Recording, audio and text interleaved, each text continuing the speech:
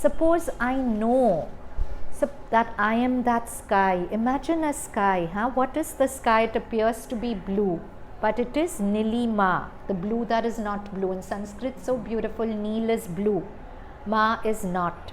So the blue that is not blue, it appears to be blue, but there's no blue there. It's just an endlessness of empty space. Now if I'm convinced there's a blue sky, and I make this wonderful spaceship that can go very high, and I have a vendetta against the sky, hypothetically, and I want to malign the sky with black color, I'll keep throwing color into the sky, but the sky doesn't exist, it can't get stained. So who I really am cannot be stained, because when you're the sky, you've seen through. You've seen that there's no person there, there's no person here. So if Prarthana tries to throw black at me, there's no me to receive it. And I've seen that there's no Prarthana there also to throw. That's just a dream in my mind. I am a dream to myself, Prarthana is a dream to me. So actually, Prarthana's throwing color at me is the dream Prarthana's throwing color at the dream Anahita. It actually will never reach me, because I'm Neelima, the blue that appears to be blue but is not. So there's a famous Vedantic phrase, wake up and roar. Don't stay confined to the sheep existence of constantly living in the world of your thought. To roar is touch the silence behind. And it's not an empty silence, it's a silence full of peace, full of joy, full of self-worth. If you want to have self-worth, you have to find your real self. Your surface self will always feel incomplete. It will feel momentarily complete when you're successful, but success and failure are going to come. Nobody is going to be successful all the time. The moment failure comes, the moment criticism comes, your self-worth goes for a toss.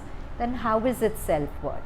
Whereas the self-worth of the masters, whatever happened to them, it was rock solid.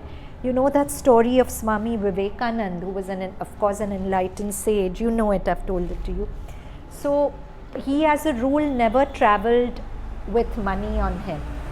So once he was traveling in a train in his ochre robes without money. His devotees would give him lakhs with one command, but he wanted to test his surrender to God. So he was traveling without any money, and there was a merchant who hated sannyasis. He didn't know he was Swami Vivekananda. He thought they were parasites on society. So he kept mocking him that y'all are real parasites. You don't earn anything. You live off society. But this didn't affect Swami Vivekananda's self-worth. Can you imagine? We go to a school dandiya ras, a jam session, anything, and somebody gives me a queer look. What has she worn? And I fully shrink. But this was a man who was being criticized for 2 hours continuously for his get-up, and he was completely at peace. He knew who he was. He didn't need affirmation from somebody who's ignorant. So finally the train stopped and he got off the train. It was a station where people could refresh themselves, have some food, whatever. Swami Vivekananda was very hungry and thirsty, but he had no money to even buy water. At certain stations you have to give money to buy water also.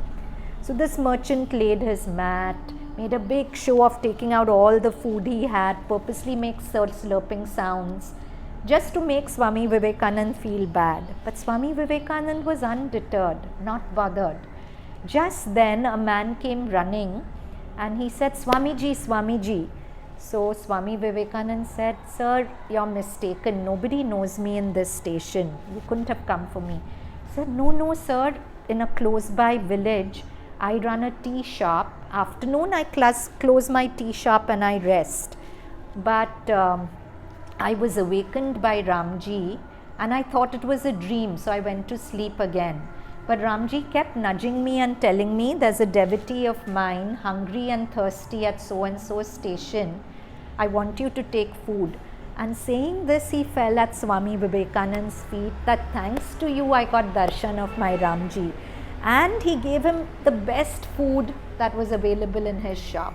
So that's the whole thing. When people are mean, If we buy into that meanness and shrink, the consequence is one. But if you don't shrink, if you maintain your self-worth, that consciousness becomes your protection. No, we think our mind states are determined by what happens to us, but that's not so. What happens to us is because of our mind state. If I have an emotional or energy blueprint, kick me, criticize me, demean me, I'll attract people who will do that. But if I have an energy blueprint in myself where I'm not feeling better than others or worse than others, I'm just feeling very contented and whole in myself, that wholeness will be my protection. There's a beautiful saying, consciousness is the only protection you ever have. Whatever happens to you, if you hold your consciousness intact, the universe will protect you. See how it protected Swami Vivekananda.